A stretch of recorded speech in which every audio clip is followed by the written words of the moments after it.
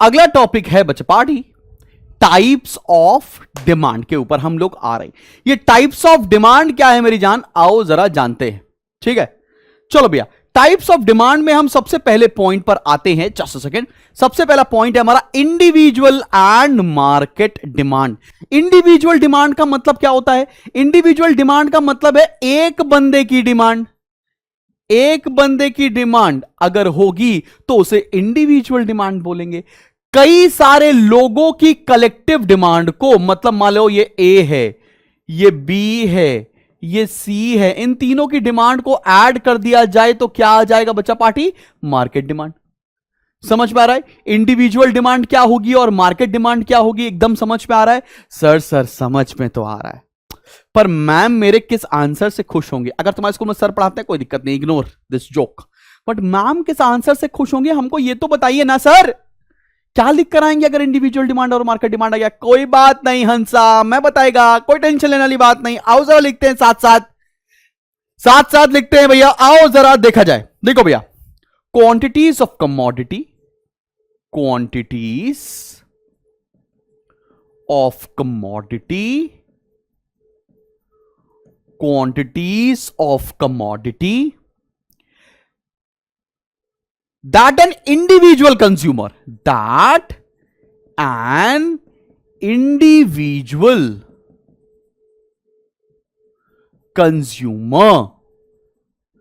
अब यहां पर कीवर्ड है individual consumer. That an individual consumer is willing to purchase, is willing to purchase at various possible prices during a given period of time. During a given period of time. इसे बोलते हैं अपन लोग क्या? इसे बोलते हैं individual demand. सबको समझ में आया इंडिविजुअल डिमांड क्या है? एक एक बच्चे को पता है quantities of a commodity which an individual consumer is able to purchase, is willing and able to purchase at various possible prices during a given period of time. अब मार्केट डिमांड में अपन लोग को क्या लिख के आना पड़ेगा? इंडिविजुअल डिमांड तो अब सभी लोग को क्लियर हो गया, मार्केट के अंदर क्या लिखेगा? अब एक ही कीवर्ड चेंज होगा, देखना बेटा, quantities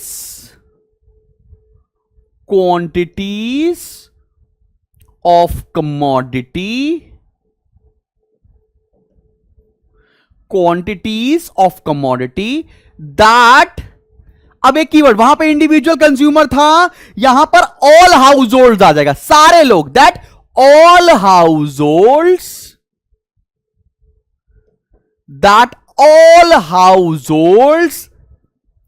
are willing to buy. बस यहां पर इंडिविजुअल कंज्यूमर था, यहां पर कीवर्ड क्या आ गया? All households are willing to buy at various possible prices during a given period of time. During a given period of time. खत्म बेटे खत्म, ये बन गया मेरा मार्केट डिमांड की डेफिनेशन। अब तुमको साफ साफ तुम्हारे इस नोट्स में दिख जाएगा कि ये इंडिविजुअल डिमांड और मार्केट डिमांड के बीच में काय का डिफरेंस है। इंडिविजुअल डिमांड में एक इंडिविजुअल, मार्केट डिमांड में ऑल हाउस होल्ड। यहां पर क्लियर डिमार्केशन आपको दिख रहा है। सब बच्चों को समझ में आ रही कि नहीं आ रही बात? एकदम आंखों के रास्ते दिल में तो उतरनी चाहिए, एक लेवल अगला, मैम भी खुश होनी चाहिए। तो मैम को खुश करने का हम लोगों ने जिम्मा उठा लिया है। इस साल 2024-25 बैच में सारे स्कूल के टीचर को खुश करके ही रखेंगे। थोड़ा सरकास्टिक है मुझे पता है, खैर कोई बात नहीं। चलो आओ बच्चा बारी एग्जांट एंड एक्सपोज देखते हैं। अब एग्जांट नाम सुनने में बहुत अजीब लगता है, एग्जांटे मत बोल देना, लड़कों थोड़ा अजीब होता है ये सब, थोड़ा समझो। एग्जांट का मतलब होता है डिजायर। सर मैं चाहता हूं कि सर मैं चाहता हूं कि जैकलीन फर्नांडिस से मेरी शादी हो जाए सर। ये क्या है? ये है डिजायर्ड, एग्जांट। सर मेरी दिशा पटानी से शादी हो गई। ये क्या है? यह है एक्सपोज्ड मतलब एक्चुअल। भाई एग्जैक्ट का मतलब है डिजायर्ड, एक्सपोज का मतलब होता है एक्चुअल। एग्जैक्ट का मतलब बाबू क्या होता है? एग्जैक्ट का मतलब होता है डिजायर्ड। और एक्सपोज का मतलब क्या होता है बाबू बच्चा? एक्चुअल। ठीक है ना? बात समझ में आ रही है? शादी ब्याह की बातें हटाते हैं क्योंकि लड़के थोड़ा ज्यादा एक्साइटेड होते हैं इससे। समझ में आ रही कि नहीं आ रही बात? एकदम क्लियर, कोई दिक्कत परेशानी वाली बात तो नहीं है। चले बढ़े आगे, आओ जरा देखा जाए इसमें लिख कर क्या आएंगे। जो लिख कर आना है वो क्या लिखा जाए बच्चा पार्टी? आओ जरा देखते हैं, देखा जाए। चलो आओ जरा देखते हैं कि इसके अंदर क्या लिखना है।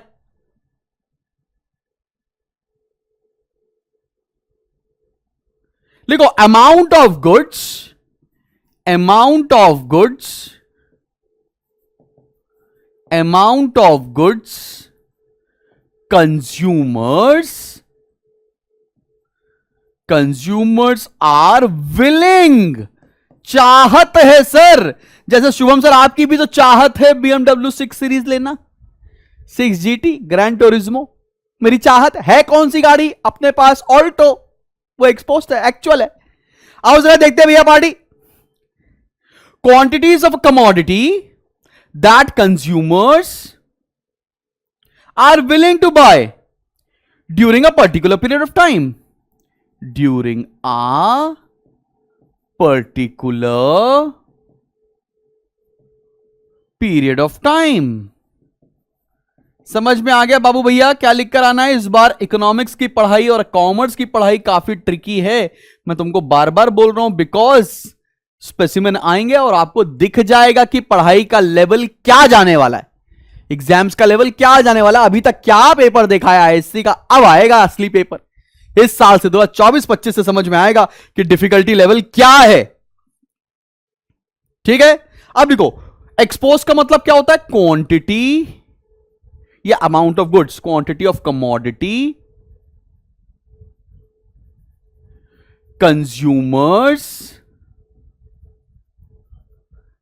consumers actually purchases, quantities of commodity that consumers actually purchases during a specific period of time, during a specific period of time। क्या ये बात समझ में आ रही है? क्लियर? सभी बच्चों को एक्सपोज्ड डिमांड और एग्जैक्ट डिमांड आंखों के रास्ते दिल में उतरती हुई दिख रही है। साथ साथ आपके नोट्स भी बनते जा रहे हैं जो कि कमाल के नोट्स हैं। क्लियर है? ये लिखकर आएंगे, मैम कहेंगे ओ भाई गॉड कहां नंबर काटूं इस लड़के के, काट ही नहीं पा रही हूं नंबर, मुझे डिप्रेशन हो रहा है, ऐसा फील होने लगेगा।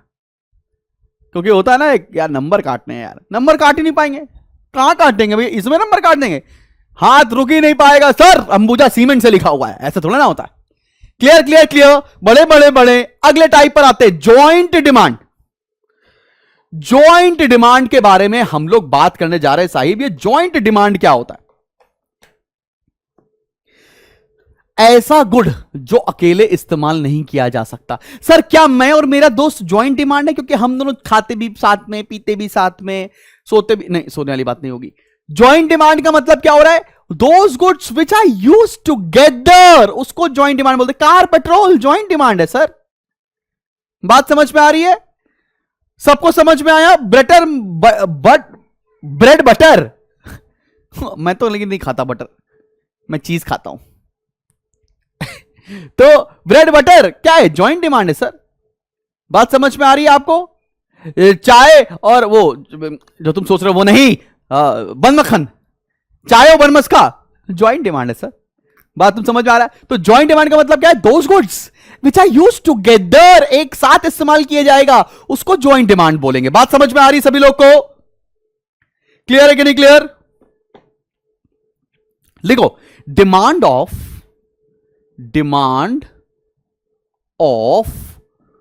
टू और more goods, demand of two और more goods which are used jointly, which are used jointly or together, which are used jointly or together. वो सामग्री जो साथ में कंज्यूम होती है. एग्जाम्पल मैं लिख देता हूं बेटा, कार एंड पेट्रोल. और तुम्हारे दिमाग, गंदे दिमाग में बहुत सारे एग्जाम्पल आ रहे हैं मुझे पता है, लेकिन तुम लोग मुझे मत बताओ. ठीक है, चलो आते हैं डिराइव्ड डिमांड के ऊपर आते हैं. डिराइव्ड डिमांड के ऊपर आता है. अब सोचो सोचो डिराइव्ड डिमांड क्या हो सकती है. जैसे अगर मान लो मेरे यहां कंस्ट्रक्शन का काम हो रहा है, मेरा घर कंस्ट्रक्ट हो रहा है, ठीक है ना, मैं घर बनवा रहा हूं, जो कि झूठ बात है, नहीं बनवा रहा हूं, घर बनवा रहा हूं, मैं खुद फ्लैट में रहता हूं. अगर मैं घर बनवा रहा हूं तो ब्रिक्स के साथ सीमेंट की डिमांड, सीमेंट के साथ सरिया की डिमांड, आयरन्स की डिमांड, उसके साथ पेंट की डिमांड, पेंट के साथ लाइट की डिमांड, लाइट के साथ, मतलब एक काम करते करते दूसरे चीज की आपस में डिमांड बन जाए, उसको बोलते हैं डिराइव डिमांड. बात समझ में आ रही है. जैसे मैं यहां पर स्टूडियो लगाया है, तो मैंने बोर्ड लगाया तो कैमरे की जरूरत, कैमरा लगाया तो कंप्यूटर की जरूरत, कंप्यूटर लगाया तो यूपीएस की जरूरत, यूपीएस लगाया तो लाइट्स की जरूरत. तुमको बात समझ में आ रहा है. ये सब क्या हो रहा है, ये सब डिराइव्ड डिमांड है. बात समझ में आ रहा है. एक के कंजम्पशन से दूसरे की नीड अराइज हो जाना, उसको डिराइव्ड डिमांड बोलते हैं. एकदम आंखों के रास्ते दिल में उतरा कि नहीं. चलो और लिख भी लेते हैं यार, ऐसी क्या बात है. Demand for a commodity arises, demand for a commodity arises, demand for a commodity arises because of demand of some other commodity, because of demand of some other commodity, some other commodity. एक commodity के consume होने से किसी और commodity की demand हो जाना. Example cement, comma bricks, comma iron. याद रहेगा, कोई दिक्कत, कोई परेशानी तो नहीं, एकदम क्लियर. जॉइंट डिमांड क्या होती है, डिराइव डिमांड क्या होती है, एकदम आंखों के रास्ते दिल में उतर गई ना बाबू. चलें बढ़ जाएं, आगे बढ़ जाएं कि नहीं. चलो भैया अगली डिमांड पर आते हैं. वो अगली डिमांड है हमारी कंपोजिट डिमांड. ये कंपोजिट डिमांड का मतलब क्या होता है. कंपोजिट डिमांड का मतलब क्या है, मतलब ऐसा गुड्स जिसके मल्टीपल यूजेस होते हैं उसको कंपोजिट डिमांड बोलते हैं. जैसे इलेक्ट्रिसिटी, इसके मल्टीपल यूजेस हैं, कंपोजिट डिमांड. चप्पल पहनने के भी है और मम्मी पापा लगाने के भी काम आता है, कंपोजिट डिमांड है. बात समझ में आ रही. कंपोजिट डिमांड का मतलब क्या है, एग्जैक्टली एकदम तुमको आइडिया लग गया ये कंपोजिट डिमांड बाबू है क्या. ठीक है ना. ऐसे गुड्स जिनके मल्टीपल यूजेस होते हैं उनको हम लोग कंपोजिट डिमांड कहते हैं. आइए लिखना क्या है वो भी लिख लेते हैं. Demand for goods, demand for goods that have multiple uses,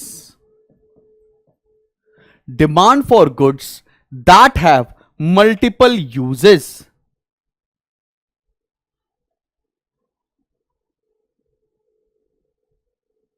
ठीक है ना. Example steel. अब स्टील काहे के काम आती है, स्टील क्या आती है, बस बनाने के भी काम आ रही है. और तुमको क्या काम आती है, स्टील कहां पर काम आती है, कंस्ट्रक्शन में भी काम आता है, और स्टील बाकी सारे काम भी आती है. ठीक है ना. क्लियर है कि नहीं क्लियर, बात समझ में आ रहा है. स्टील के मल्टीपल यूजेस हैं तो उसकी डिमांड को हम लोग कंपोजिट डिमांड कहेंगे.